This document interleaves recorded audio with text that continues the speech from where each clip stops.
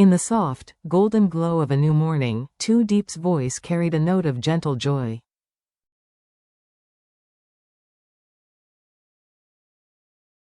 She greeted her audience warmly, her words flowing like a promise of change. "Hello, everyone," she began, eyes glinting with a mix of excitement and nostalgia.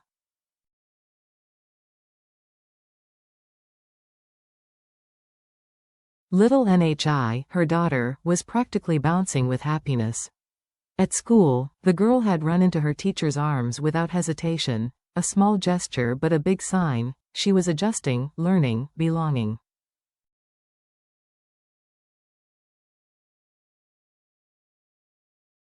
James, watching the scene, nodded with a faint smile. "It seems she's already getting used to this place," he remarked.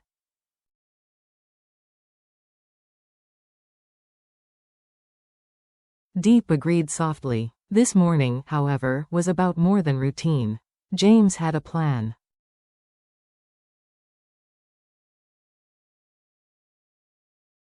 "Are you working today?" he asked. "No," she replied. "Good. Then let's go choose some patterned tiles for the new floor," he said.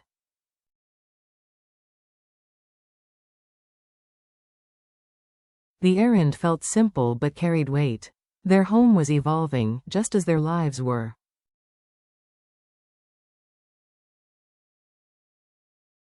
A short drive later, they arrived at the tile shop, greeted by a cheerful attendant.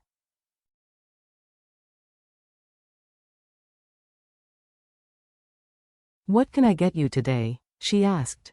James explained his vision: to replace the plain cement floor with patterned tiles, something easy to clean, something bright.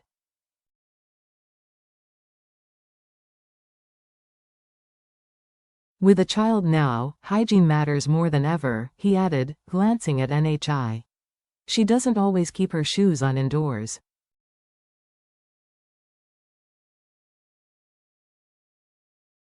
They browsed rows of colors and patterns. Deep hesitated between a darker tone she liked and a brighter sample James preferred.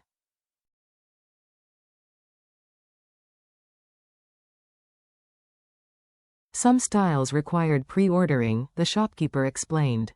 "About a week to deliver, unless you need it urgently," she said.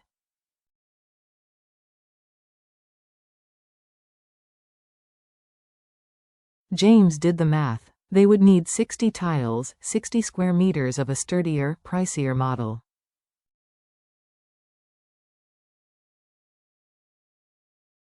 The total was steep, nearly 9 million Vietnamese dongs, with a 3 million deposit up front.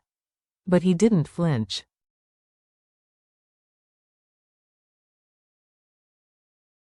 "Let's go with the 150,000 per tile," he decided. "We'll make it work." The shop promised delivery and transport.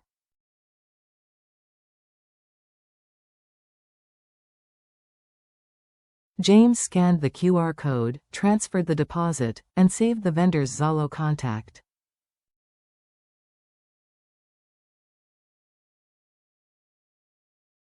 This was how new lives were built, not in grand gestures but in practical decisions.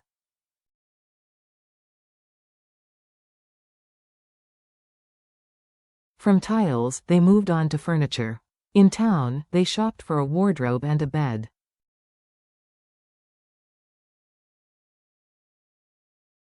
The options were limited but functional: a tall, 1.9-meter wardrobe of wood-patterned plastic for 3.5 million Vietnamese dongs.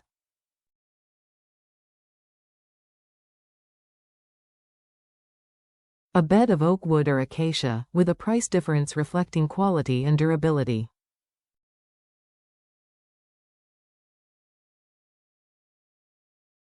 James considered the size carefully.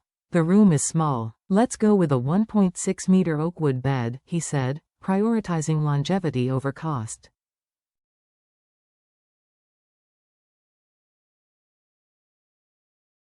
They finalized the purchase, 6 million Vietnamese dongs in total, and left with the promise of delivery.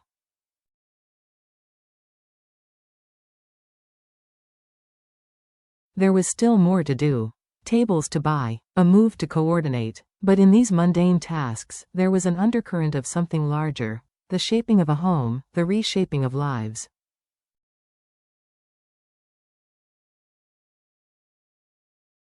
Back at the farm, preparations continued. "Tonight," James said, "you and NHI can already sleep at the new place."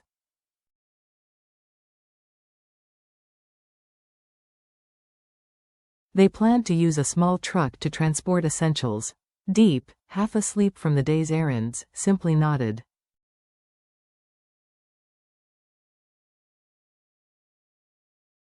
But then, unexpectedly, a ghost from the past appeared. James froze.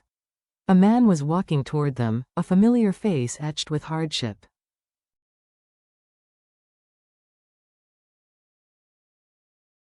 "Is that John?" he murmured. "Wait here," he told Deep, stepping forward. It was indeed John, the man who had once brought turmoil into their lives, who had served time in prison for his actions.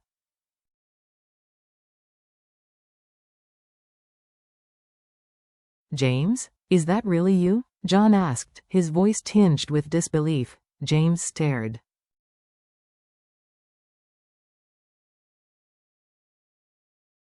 "You were sentenced to 5 years. How are you here already?" John's answer came haltingly but with a strange clarity.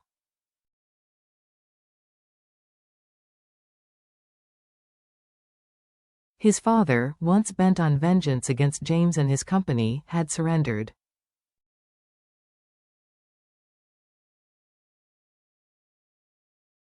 He had given up his remaining assets, confessed his crimes, and taken the burden upon himself to free his son.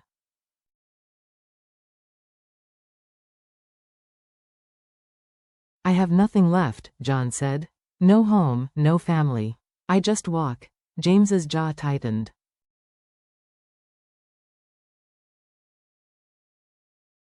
"Is this another scheme?" he asked. "It's the truth. Believe it or not, it's your choice."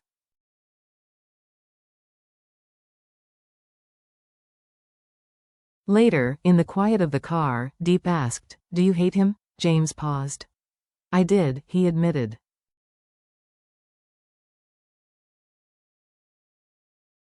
"For everything he did. But now." His voice trailed off. John was alone, stripped of wealth, of power, of even a roof over his head.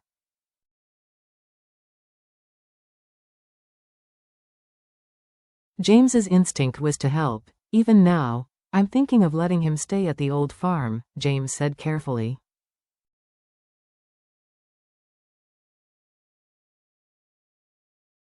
"I haven't told you because I wanted your opinion first. Maybe I'm being too forgiving."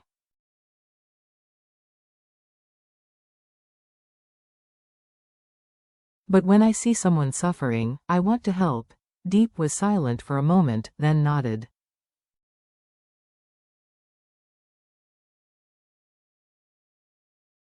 "We can give him a chance. Old wisdom says, don't strike the man who runs away from wrongdoing."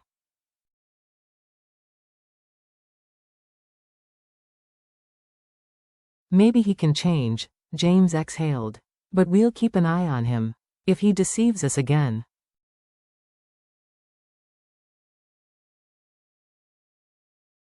"We'll deal with it then," Deep finished. And so, James offered John the shelter of the old house.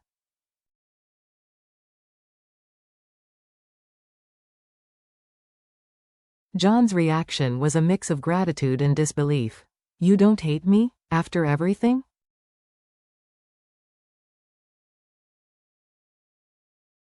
"I don't hate you," James said simply. "People make mistakes. What matters is whether they choose to change."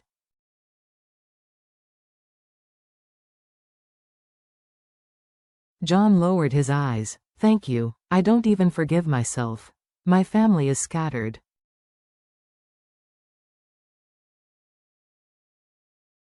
"Everything we built is gone. This is my punishment. Stay here for now," James replied.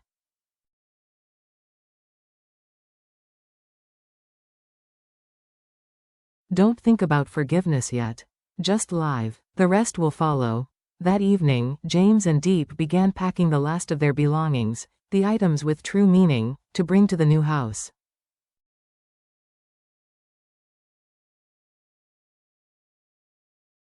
The basics they left for John: bedding, rice, cookware.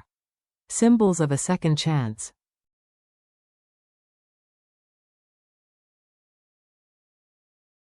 Deep approached John quietly. "Once, I hated you," she said. "But now I only hope you change."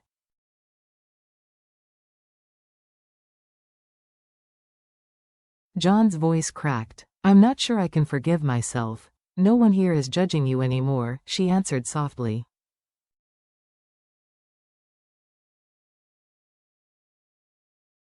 Let time show what's possible. As dusk fell, they left John standing in the doorway of the old house, surrounded by shadows of his past.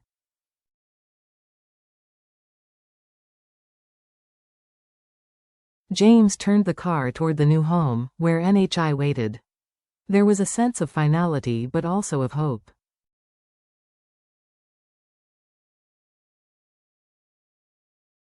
Some places, James thought, are full of memories.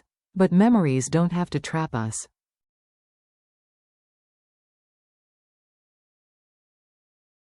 They can also set us free.